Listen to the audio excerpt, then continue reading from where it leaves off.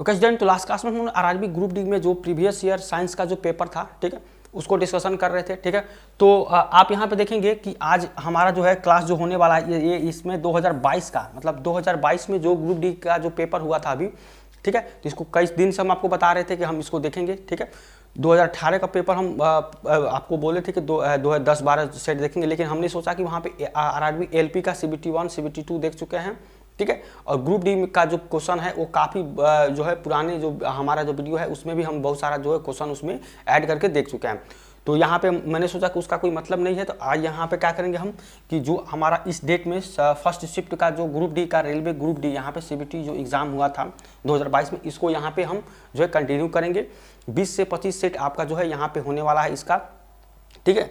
तो इसके बाद से जो है हमारा क्या होगा, इसके बाद से आप देखेंगे कि ये तो था ग्रुप डी, ठीक है, यहाँ पे ग्रुप डी है। इसके बाद से जो NTPC हुआ था, ठीक है, NTPC का जो आपका एग्ज़ाम हुआ था इसमें CBT 1 और CBT 2 का जो हमारा जो पेपर हुआ था, इसमें साइंस का जो क्वेश्चन जहाँ पे आपको मिलेगा इसको भी हम यहाँ पे देखने की कोशिश करेंगे, ठीक है।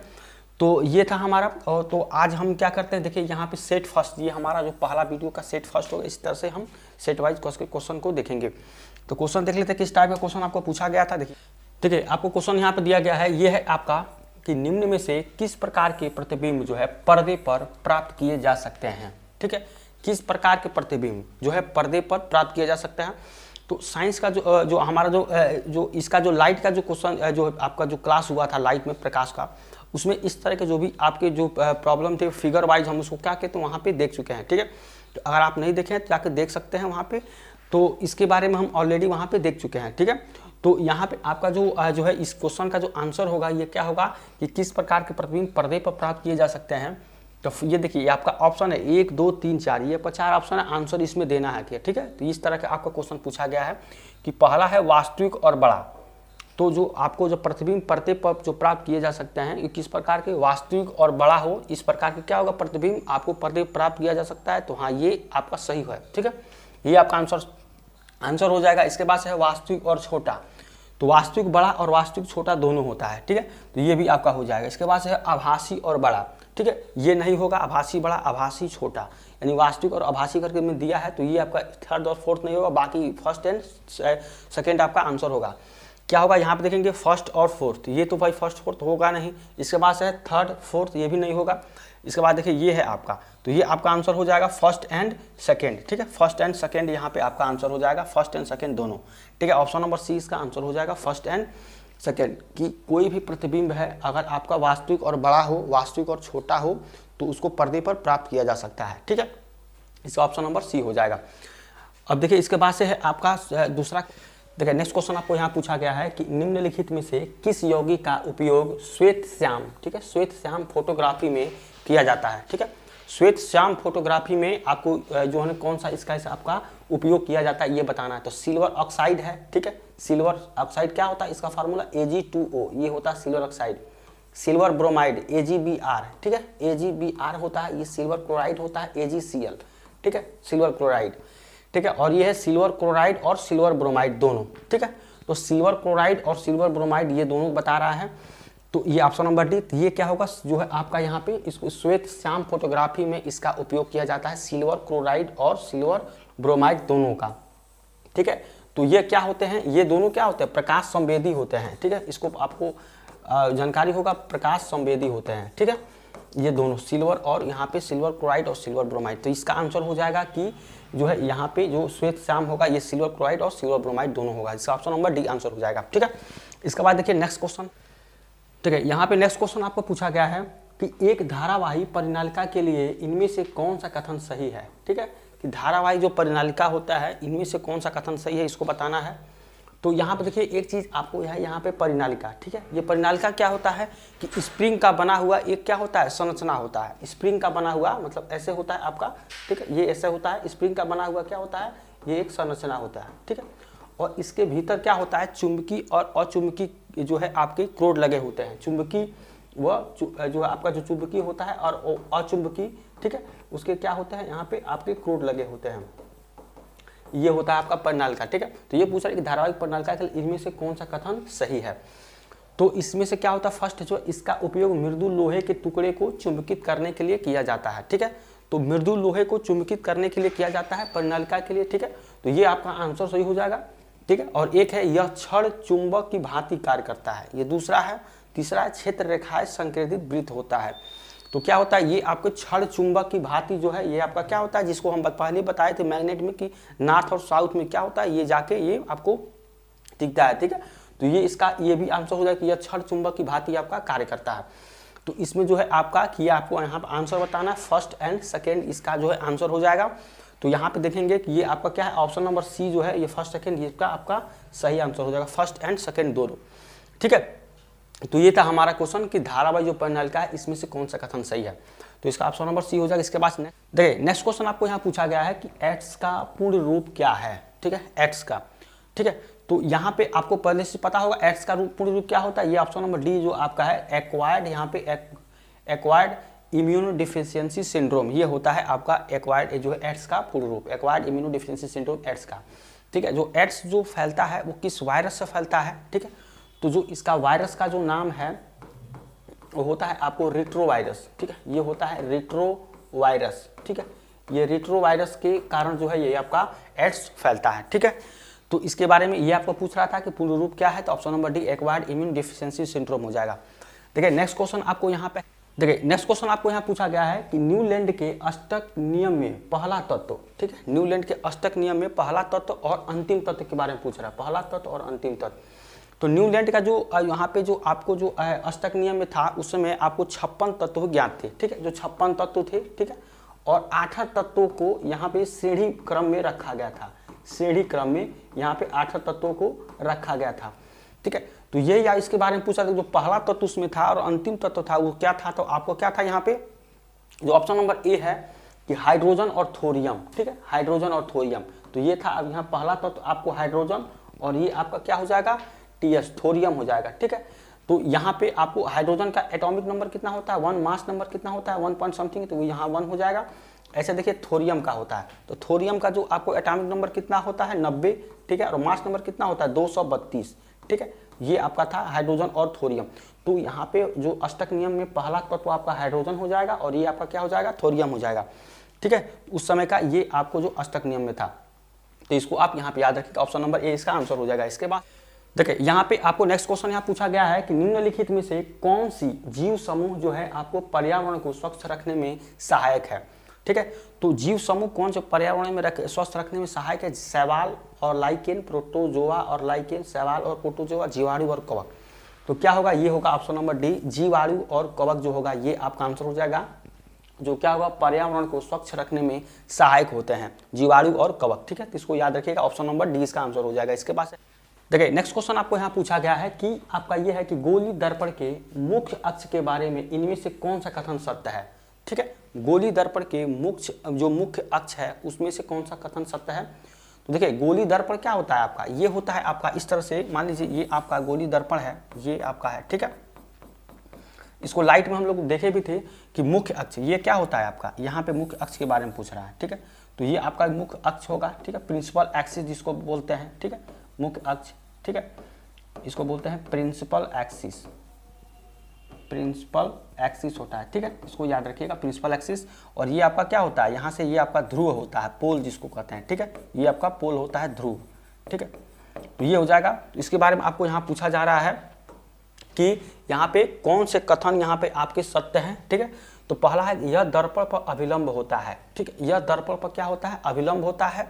देखिए क्या होता है कि यहाँ पे जो गोली दर्पण है इसके पोल से, जब पोल से कोई भी जो किरण जब पास करती है तो क्या होगा, गोली दर्पण में कोई भी पोल से ध्रुव से किरण पास होता है तो क्या होता है, सीधे गुजर जाती है, ठीक है।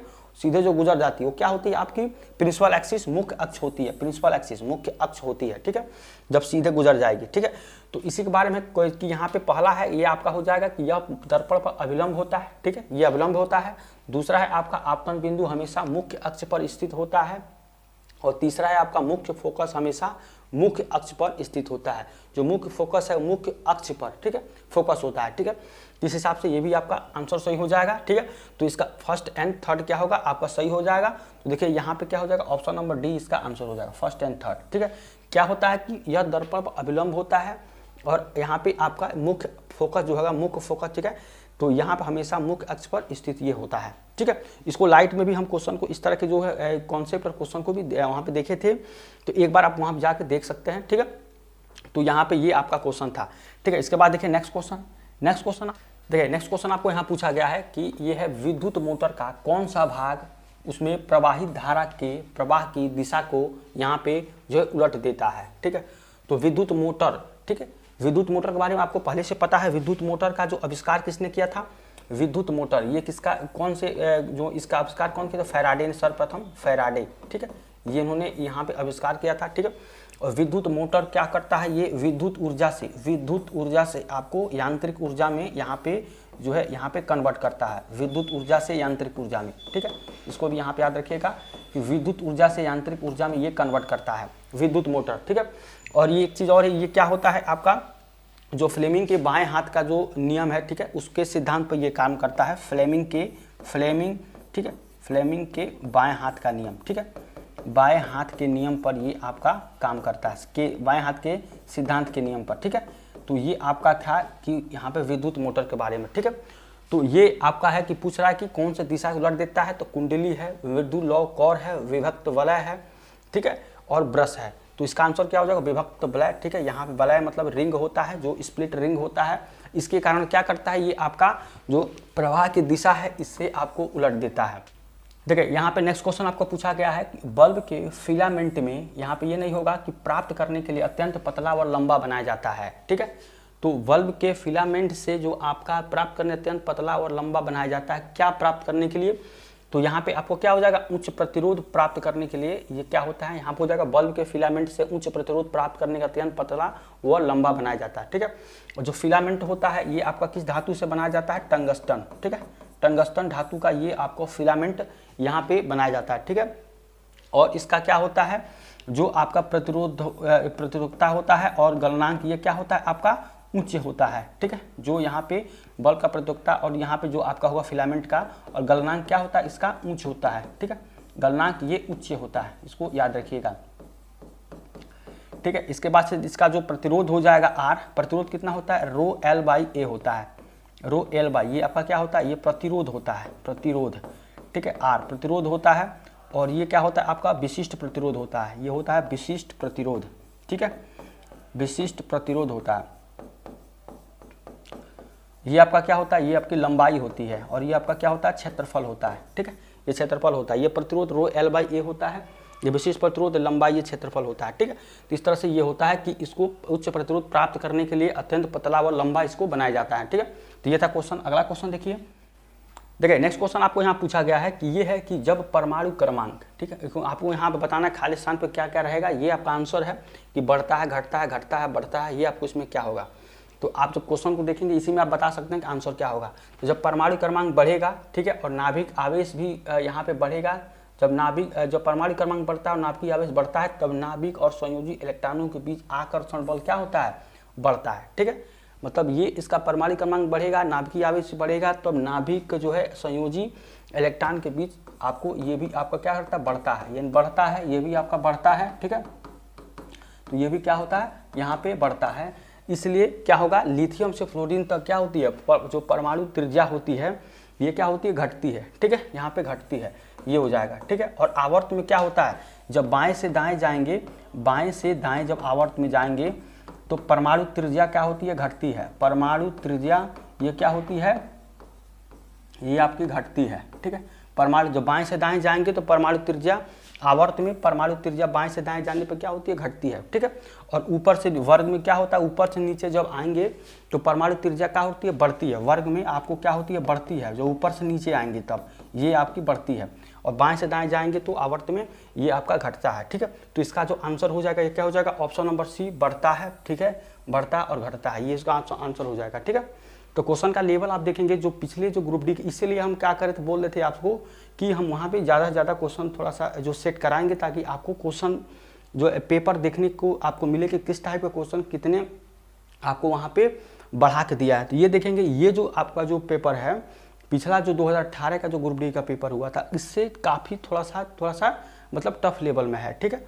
तो यही चीज़ हम आपको बताने के बता रहे थे, लेकिन फिर भी यहाँ पे दो वो हुआ और भी आपको एलपी का हुआ, तो आपको अंदाज़ा लग गया होगा पेपर का जो है आपका जो है पैटर्न किस तरह से पूछा गया है। ठीक है, तो ये था हमारा क्वेश्चन। इसके बाद से देखिए नेक्स्ट क्वेश्चन। देखिए नेक्स्ट क्वेश्चन आपको यहाँ पूछा गया है कि एक धुएं से भरे कमरे में प्रवेश करने पर प्रकाश की एक बारीक किरण इनमें से किसके कारण दिखाई देती है।